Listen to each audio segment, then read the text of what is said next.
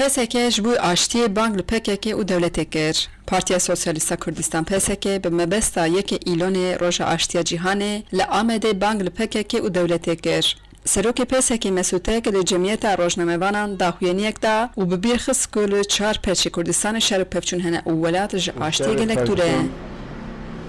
Li nava gerîlayên PKK û ارتشên Tirkiye her berdavana li gel vê hindê mixabin û cî daxe ku biraderên PKK bi vesayîtên bombakirî êrişî qarakola dikin yan êrişî xanû û berê ku têda kesên sivîl hene êrişî wan dikin bomba ditaqînî. Birêstek daxuya kirin ku Tirkiye hin di bandora hewildana pazê tebaxê de ye. Her wiha got PKK jî bi êrişên bombekirî şîdeta xwe zêde dike. Mesûtek wiha dewam kir. Serbaz û esker gelek kesên sivîl jî têne kuştinê. Bi bonê ve rojê pîroz û giring em carekê dê banga PKK dikin, banga KJK dikin, banga Qendilê dikin.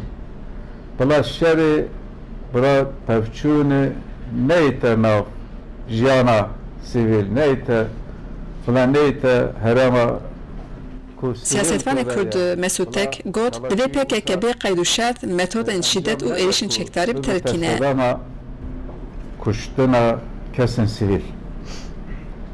Li gel vê daxwazê em her wisa daxwaz jê Qendîl û PKK dikin ku firsetek dê bide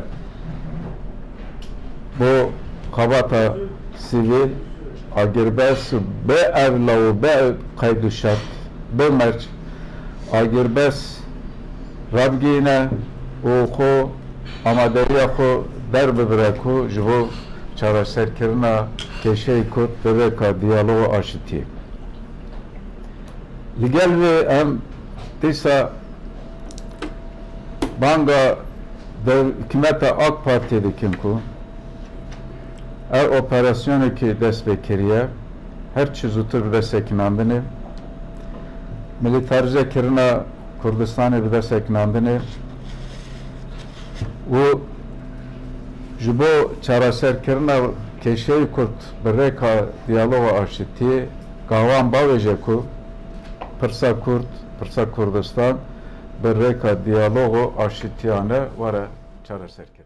Cîgirê PSK Bayram Boziya jî destnîşan kir lazim e ku mafê Kurdan di qanûna bingehîn de were parastin. Nava CHP û AKP û partiyên da em daxwaz kirin ku Kurd jî daxilê vê nêzîgahiyê bibin. Yani ev konsensus, ev nêzîgahî Kurdan jî di nava xwe de bihewîne û ev bibe destpêk bibe zemînê ku Tirkiyeyê de destûrekî nû çê bibe hem dawiya darban werin hem êdî pêşiya darban werin girtin û hem jî destûrek çê bibe ku Kurd jî bigîşin mafê xwe her kesê Tirkiye bigîşin mafê xwe.